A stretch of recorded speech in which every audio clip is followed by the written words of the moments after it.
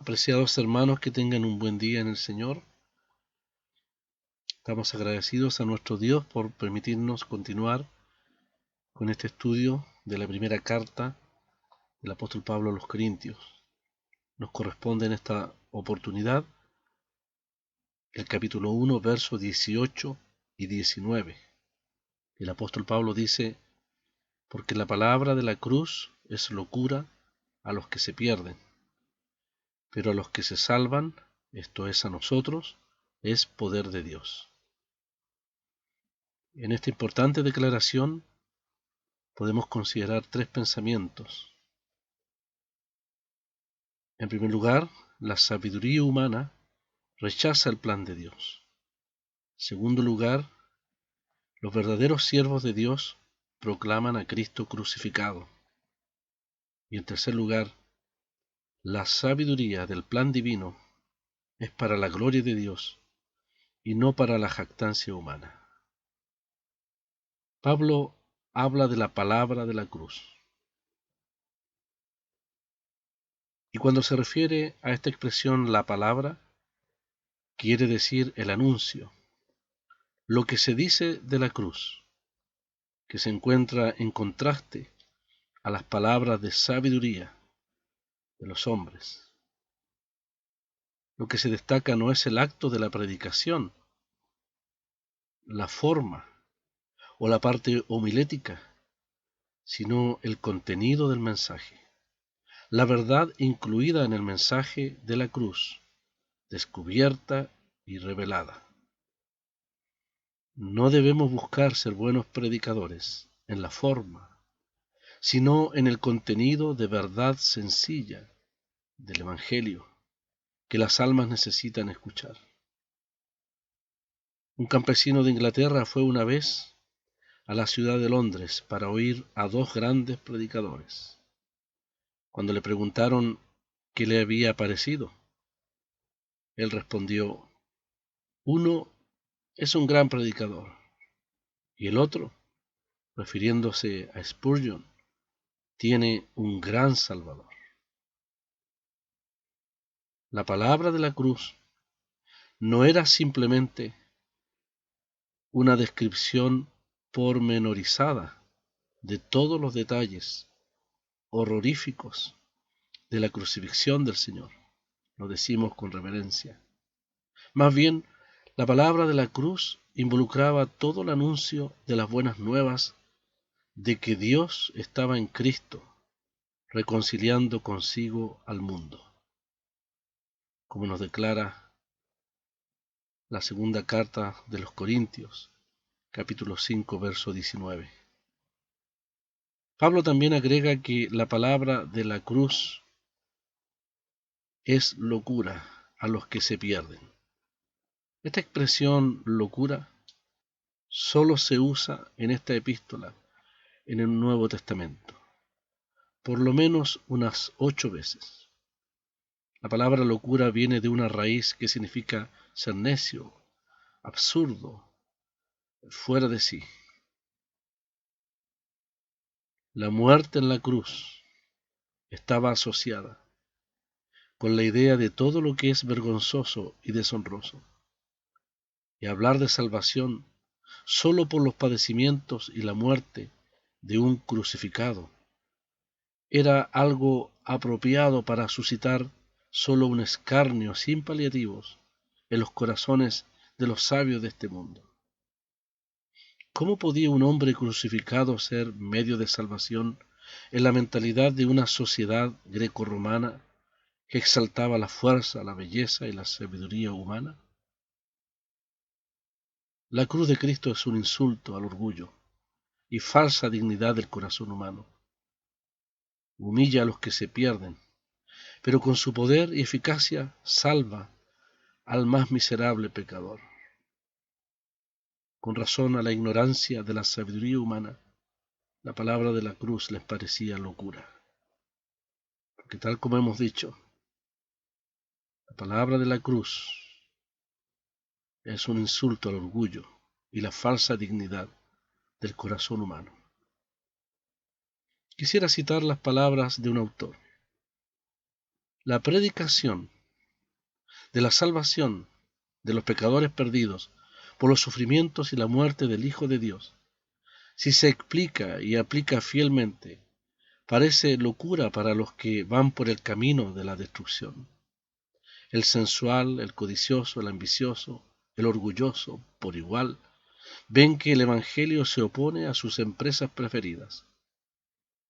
Pero los que reciben el Evangelio y son iluminados por el Espíritu de Dios, ven más de la sabiduría y el poder de Dios en la doctrina de Cristo crucificado que en todas sus otras obras.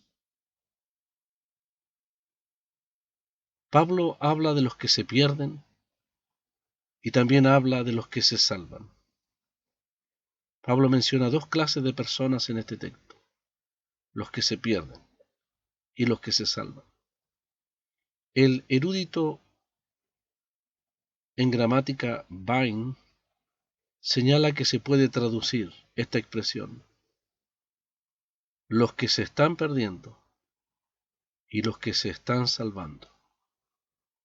Nuestra salvación es hecha una vez para siempre por la muerte de Cristo, pero lo que Él comenzó también lo mantiene, al igual, por ejemplo, que la creación, que fue creada, pero es mantenida por el poder de Dios. Y así también en cuanto a nuestra salvación, ciertamente la llevará a su término, la completará al final. Somos salvos de la culpa y pena del pecado. Somos salvos del poder del pecado. Somos salvos del poder del mundo y Satanás.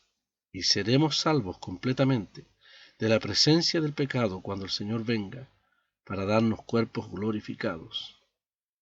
Nunca nuestra salvación es por medio de un esfuerzo nuestro. Así nos dice la carta a los Hebreos, capítulo 9, verso 28, cuando habla del aspecto final de nuestra salvación. Dice: así también Cristo fue ofrecido una sola vez para llevar los pecados de muchos, y aparecerá por segunda vez sin relación con el pecado, para salvar a los que le esperan. Ya somos salvos, pero esperamos esta salvación final cuando el Señor nos saque de la esfera terrestre y nos lleve a su gloria.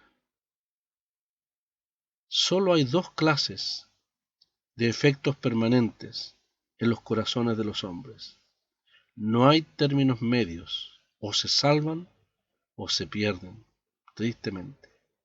Los hombres pueden amar su sabiduría humana, pero solo el Evangelio conduce a la salvación.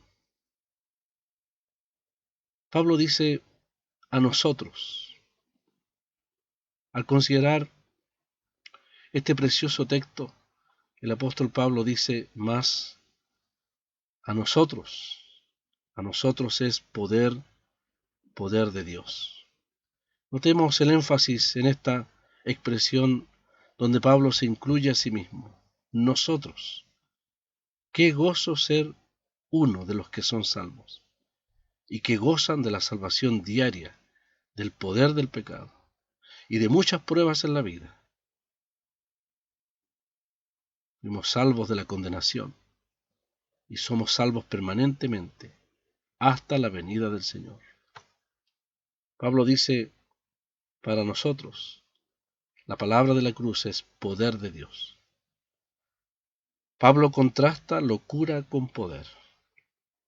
En vez de contrastar la sabiduría de Dios con la locura, usa la palabra poder para enfatizar lo efectivo que es en su resultado la palabra de la cruz. Pablo pone el acento en la poderosa dinámica del mensaje de la cruz, que puede transformar muchas vidas. En el verso 24 de este capítulo 1, Cristo es llamado poder de Dios. Así dice el apóstol Pablo: más para los llamados, así judíos como griegos, Cristo poder de Dios y sabiduría de Dios. En el capítulo 2, verso 5, la fe de los creyentes no descansa incluso en la habilidad de un predicador para explicar el Evangelio, porque Pablo dice: para que vuestra fe no esté fundada en la sabiduría de los hombres, sino en el poder de Dios. El poder de la cruz es algo fuera de su modo de explicación. La falta de apreciación de esto explica la debilidad de la predicación en muchos hermanos. No son las palabras, sino el poder lo que debe ser manifestado. Así nos dice el capítulo 4, verso 20. Porque el reino de Dios no consiste en palabras, sino en poder. En todo lugar Pablo declara que el Evangelio es el poder de Dios para salvación. Así lo dice en Romanos capítulo 1, verso 16. Porque no me avergüenzo del Evangelio, porque es poder de Dios para salvación a todo aquel que cree, al judío primeramente y también al griego. La obra es una obra milagrosa, fuera de la habilidad de un hombre. La palabra de la cruz es tan vital, porque en ella Dios es glorificado, Satanás derrotado, y el hombre puesto en su posición de muerte en delitos y pecados. Pablo también agrega en el capítulo 1, verso 19, pues está escrito, destruiré la sabiduría de los sabios y desecharé el entendimiento de los entendidos. En este verso 19 el apóstol Pablo recurre al Antiguo Testamento para fundamentar aún más su condenación de la sabiduría humana con respecto a las cosas de Dios. La cita es tomada de Isaías 29:14, donde el texto dice, porque perecerá la sabiduría de sus sabios y se desvanecerá la inteligencia de sus entendidos.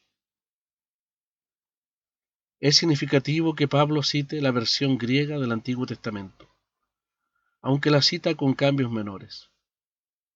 Sin duda la sabiduría descrita aquí es de este mundo, o sea, una sabiduría que ignora a Dios en todo sentido. Es una sabiduría centrada en el hombre. Es la misma sabiduría que contempla la de Dios como locura. Se aprecia ya un cambio en el sentido de la palabra sabiduría empleada por Pablo en este pasaje. Según el verso 17, se habla de una sabiduría retórica. Ya no se refiere a una manera de hablar, sino ahora a una manera de pensar. Ambas formas de sabiduría se relacionan, porque ambas se centran en el hombre, tanto la manera de hablar como de pensar. El valor de este texto del Antiguo Testamento para Pablo es que no tan solo se menciona la sabiduría humana, sino que se anuncia su total derrocamiento. Dios, a través de la cruz, hace esto. El resultado de los sabios se demuestra siempre como un fracaso. El hecho de que el Evangelio sería ofensivo para la sabiduría humana había sido ya profetizado por Isaías siglos antes. Este texto de Isaías 29:14 se encuentra en el contexto de un Israel, de una nación que había recurrido a Egipto para salvarles, para buscar salvación en Sennacherib, rey de Asiria, para ser librados del asedio de Jerusalén por parte de sus implacables y crueles soldados. Del punto de vista humano, era algo sabio solicitar ayuda diplomática, mas Dios lo vio como rebeldía hacia su persona, y por lo tanto lo trajo a nada, para que Israel aprendiera a depender de él solamente. Esto se toma como ejemplo de lo que se está diciendo. Por ejemplo, la sabiduría del hombre le asegura que puede ganarse o merecerse su propia salvación. El Evangelio echa a un lado todos los esfuerzos del hombre por salvarse a sí mismo y presenta a Cristo como el único y suficiente camino a Dios. Que el Señor les bendiga ampliamente en este día.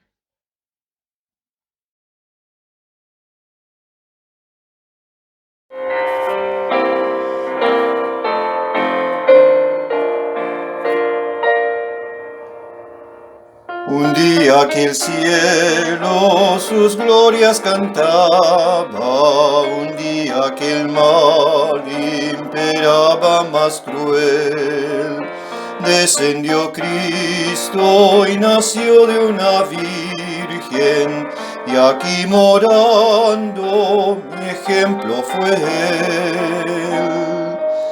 Vivo me amaba, muerto salvóme, y en el sepulcro mi mal enterró.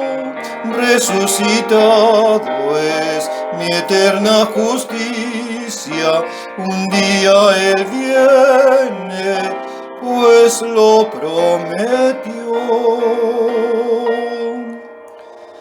Un día llevaron al monte Calvario, un día clavaron allí en la cruz. Pena y dolores sufrió y la muerte, por redimirme, potente Jesús. Vivo me amaba, muerto salvóme, y en el sepulcro mi mal enterró. Resucitado es mi eterna justicia, un día él viene, pues lo prometió. Un día dejaronle solo en el huerto, un día la tumba su cuerpo abrigó. Ángeles sobre él guardaban vigilia, mientras el dueño del mundo durmió. Vivo me amaba, muerto salvóme, y en el sepulcro mi mal enterró. Resucitado es mi eterna justicia, un día él viene, pues lo prometió. Un día la tumba ocultarle no pudo, un día su espíritu al cuerpo volvió, y de la muerte ya había triunfado, y a la diestra de Dios se sentó. Vivo me amaba, muerto salvóme, y en el sepulcro mi mal enterró. Resucitado es mi eterna justicia, un día él viene, pues lo prometió.